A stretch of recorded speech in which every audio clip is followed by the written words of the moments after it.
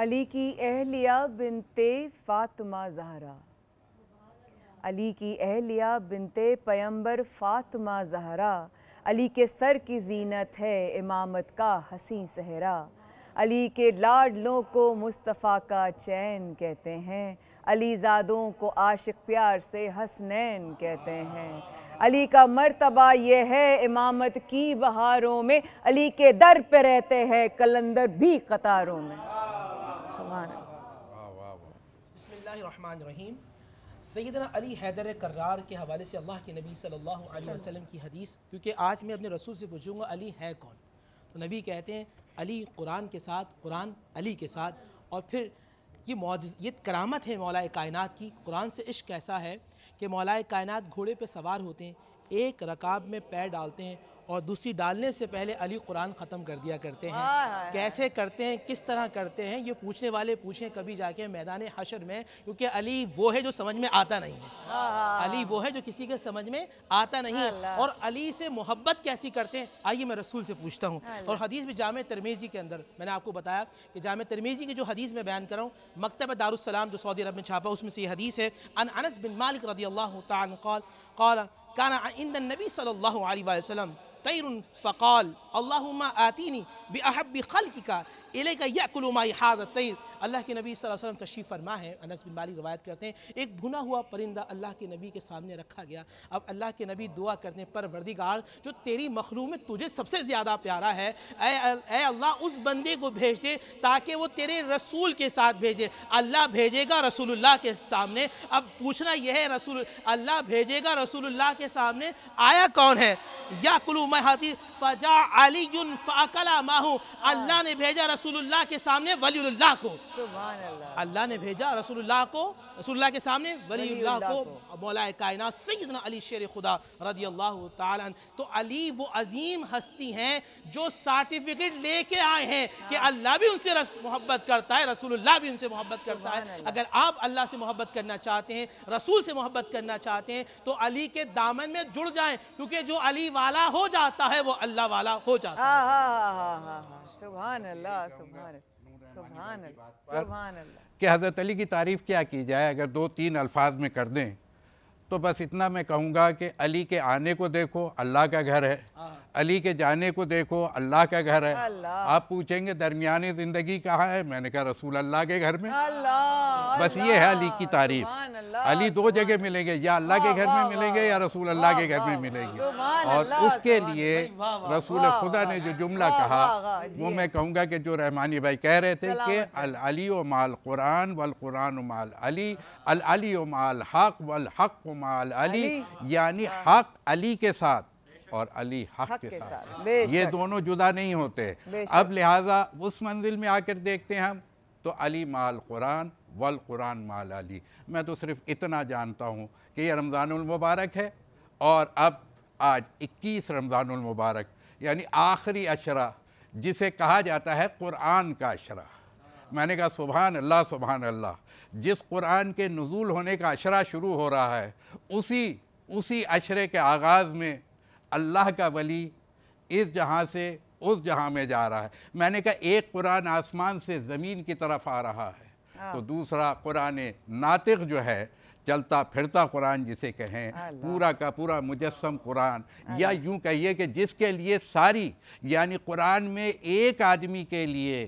اگر سب سے زیادہ آیتیں جو علماء نے بیان کی وہ علی مرتضیٰ کی شان میں، یا رسول اللہ تو اپنی جگہ، اور اگر ساری احادیثوں کو جمع کریں تو ساری احادیثوں کا مجموعہ ایک علی کی ذات میں وہ ہے کہ جو تمام اصحاب کی شان میں ہے۔ لیکن یہی علی اس آج 21 کو اس دنیا سے اس دنیا کی طرف اپنا سفر کا آغاز کر رہا ہے۔ لقد تہدمت واللہ ارکان الہدیٰ، یہی وہ سزا دی کہ جب 21 رمضان مبارک کو مولا متقیان کی شہادت کا وقت قریب آ رہا ہے، اس سے پیشتر کی جب شب 19ویں شب ہے، جب مولا متقیان ہمیشہ کی طرح روزہ رکھ کر مسجد میں نماز کی ادائیگی کے لیے گئے، اور آپ کے ساتھ حسنین کریمین بھی موجود ہیں اور پیغمبر کے اصحاب بھی آپ کے ساتھ موجود ہیں، اسی کیفیت میں جب مولا متقیان نے اللہ کی بارگاہ میں سر بسجود ہوئے، آپ نے اپنے سر سجدے میں رکھا، تو اس عداوت کا ابدی مجرم ابن ملجم نے زہر میں بجھی ہوئی تلوار جب سخت مولا کے سر پہ رکھی ہے، اور جیسی مولا کے سر پہ ضرب لگی تو مولا نے زبان سے فرمایا فستو و رب الکعبہ۔ اسی وقت مسجد کوفہ کے در و بام ہلنے لگے اور صدا بلند ہوئی لقد تہدمت واللہ ارکان الہدا، آج یقیناً ہدایت کی عمارت منہدم ہو گئی۔ یہ آواز ایک مصائب کا فقرہ نہیں تھی، یہی آواز جب جناب زینب کبریٰ کے کانوں میں پہنچی ہے تو آپ نے چلا کر کسی سے آواز دیکھیے گا کوئی ہے جو میرے بابا کی خبر مجھے دے، کوئی ہے جو بتائے کہ میرے بابا کی خیریت کیسی ہے۔ چنانچہ جب مولا متقیان کو ہاتھوں پہ اٹھا کے لایا جا رہا تھا تو گھر کے قریب پہنچتے ہوئے فرمایا کہ مجھے اپنے پیروں پہ کھڑا کر دو، میری زینب کو یہ اندازہ نہ ہو کہ مجھ پہ کس قیامت کی چوٹ گزری ہے، کیا زخم گزرا ہے۔ 3 دن مولا متقیان اسی عالم میں اپنے بستر پہ علالت میں تڑپتے رہے اور وصیتیں فرماتے رہے، اور پھر 21ویں کی وہ وقت بھی آئی کہ مولا کے صحابی ساسا بن سہان کہتے ہیں کہ جو پٹی زخم پہ بندھی تھی اس میں اور اب چہرے میں کوئی فرق نہیں تھا، جیسے پٹی کا رنگ زرد تھا مولا کا چہرہ بھی زہر سے زرد ہو چکا تھا۔ وہ آخری وقت آیا کہ آپ نے تمام گھر کو قریب بلا کے وصیتیں کی اور سب کو سامنے بٹھا کر اپنے سر پہ ہاتھ رکھ کے فرمایا کہ اب تم سب سے علی خدا حافظی لے رہا ہے اور اب قیامت میں تم سب علی کا چہرہ دیکھو گے۔ یہ کہنے کے بعد فرمایا یتیموں کا خیال رکھنا، یتیموں سے خبردار رہنا۔ اور پھر وہ وقت آیا کہ جب مولا متقیان نے دنیا سے قضا فرمائی، آپ کا جنازہ جب تیار کیا گیا اور آپ کو جب آپ کی قبر کے حوالے کر دیا گیا، امام حسن فرماتے ہیں کہ جب میں واپس گزر رہا تھا تو کسی گھاٹی سے بزرگ کے رونے کی آواز آئی، میں نے جب قریب جا کے دیکھا تو کوئی فقیر مسکین ہے جو 3 دن سے بھوکا پیاسا ہے۔ میں نے اس سے پوچھا کہ تو بھوکا لگ رہا ہے، آج تجھے کچھ کھانا پیش کروں؟ اس نے کہا کہ مجھے کھانا نہیں چاہیے، اگر ہو سکتا ہے تو میرے ساتھی کو ڈھونڈ کے لے آؤ۔ کہا اس کا نام کیا ہے؟ کہا اس کا نام تو نہیں پتا، وہ میرے برابر میں بیٹھ جاتا تھا اور نوالے بنا بنا کے دیتا تھا، اور جب میں نام پوچھتا تھا کہتا تھا مسکین جالس مسکین، ایک مسکین ہے جو مسکین کے پاس بیٹھا ہے۔ امام علی کا جیسی تذکر آیا، امام حسن نے فرمایا کہ اس کا نام ہو تو بتا۔ کا اس کا نام تو نہیں پتا، لیکن اتنا سمجھ رہا ہوں کہ جو لہجہ تمہارا ہے وہی لہجہ مجھے اس کا معلوم ہوتا تھا۔ امام حسن نے فرمایا کہ جس سے تو مسکین کہہ رہا ہے وہ خلیفہ وقت امیر المومنین میرے بابا تھے، وہ داماد رسول تھے جنہیں زہر سے تلوار سے شہید کر دیا گیا، اور میں ابھی اپنے بابا کو دفنا کر آ رہا ہوں۔ وہ قیامت کا منظر کوفے کا تھا کہ جب 40 ہجری میں مولا کو یہ گوارا نہیں ہوا کہ میرے گھر میں بطخیں بھی پیاسی رہ جائیں، وہ سخت دن ہوگا مولا امیر المومنین پر جب 60 ہجری میں آپ کے بچے کوفے میں قیدی بنا کے لائے جائیں گے تو نہ کوئی پانی دینے والا ہوگا، نہ ان کو کوئی پناہ دینے والا ہوگا۔ سلام امیر المومنین پر کہ جس نے زندگی کو اسلام کے لیے قربان کیا، سلام مولا متقیان کی زندگی۔ علی کے در سے ہی منسوب ہے شجرہ ولایت کا، علی کے در سے ہی منسوب ہے شجرہ ولایت کا، علی کے سر کی زینت تاج ہے دستے سخاوت کا، علی زادے شریعت کو یزیدوں سے بچاتے ہیں، علی زادے شریعت کو یزیدوں سے بچاتے ہیں، علی کے لاڈلے ہی کربلا میں کام آتے ہیں، علی کا جو نہیں شایان اپنا ہو نہیں سکتا، علی کا جو نہیں شایان اپنا ہو نہیں سکتا، علی سے بغض رکھے جو نبی کا ہو نہیں سکتا۔ شہادت علی کرم اللہ وجہہ کے وقت ایک واقعہ ہے، میں اس کو ضرور بیان کرنا چاہتی ہوں کہ جیسے رسول اللہ صلی اللہ علیہ وسلم نے یتیموں سے حسن سلوک کا حکم دیا تو مولا علی اپنے عہد خلافت میں یتیموں کا اتنا خیال رکھا کرتے تھے کہ جب آپ زخمی ہو کر اپنے گھر تشریف لائے اور حکیم نے یہ بتایا کہ جو تلوار تھی وہ زہر، جو خنجر تھا وہ زہر آلود تھا اور زہر پورے جسم میں پھیل گیا ہے، اور اس وقت حکیم نے کہا کہ ان کو جتنا ہو سکے دودھ پلائیں، تو راوی لکھتے ہیں کہ اس وقت پورے علاقے کا بچہ اور خاص طور پہ جو بچے یتیم تھے وہ اپنے اپنے حصے کے جو ان کے برتنوں میں دودھ ڈال کر لے آئے اور روتے اور دہائی دیتے ہوئے کہتے ہیں کہ ہمارے حصے کا دودھ مولا علی کو پلا دو، کیونکہ ہم ایک بار تو یتیم ہو چکے ہیں، اب دوبارہ یتیم ہونا نہیں چاہتے۔ اور جب آپ کی شہادت ہوئی تو جو کیفیت تھی اس وقت ہم سمجھ سکتے ہیں کہ کیا تڑپ تھی، کیا اس وقت جذبہ تھا لوگوں میں، کیا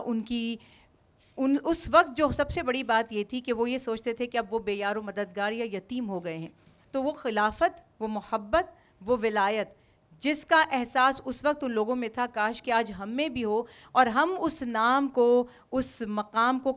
قابو میں کرنے کی کوشش کریں، اس نماز کی حفاظت کرنے کی کوشش کریں جس میں حضرت علی کرم اللہ وجہہ کی شہادت ہوئی۔ اللہ ہمیں اس کی توفیق عطا فرمائے۔ آمین ثم آمین۔ جو دین کبریا کا مقدر ہے وہ علی، جو حق کی رحمتوں کا سمندر ہے وہ علی، جو باب شہر علم پیمبر ہے وہ علی، اور میدان میں جو بشر کو متاع ضمیر دے، جھولے میں ہو تو کلے اجدر کو چیر دے۔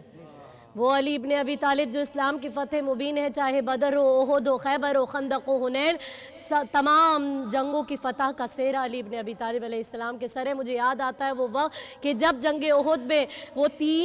13 لوگ جو رسول اللہ صلی اللہ علیہ وآلہ وسلم کا دفاع کر رہے تھے، ان میں سر فہرست ہے مولا کائنات علی ابن ابی طالب علیہ السلام، کہ جب رسول کا دفاع کرتے کرتے ایک وقت وہ آیا کہ آپ کی تلوار ٹوٹ گئی، رسول اللہ نے آپ کو کھجور کی چھال پھینکی۔ کوئی لڑ سکتا ہے کھجور کی چھال سے؟ لڑنے والا ہاتھ حیدر کرار کا ہونا چاہیے۔ 3 مرتبہ جب کھجور کی چھال ٹوٹ گئی تو خدا کے نبی کو جلال آیا، اللہ نے کہا کہ جبریل اب آپ ذوالفقار کو جنت سے اٹھائیے اور میدان احد میں لے کر جائیے۔ علامہ اقبال نے وادی عشق میں پرواز کی اور میدان احد میں ذوالفقار کو لے کر آتے ہوئے جب دیکھا تو کہتے شاہ مرداں شیر یزداں قوت پروردگار لا فتح الا علی لا سیف الا ذوالفقار۔ یہ علی ابن ابی طالب علیہ السلام کی جب میرے مولا کو ضرب لگی، اس سے پہلے جب اپنے گھر سے جا رہے تو کہہ رہے حسن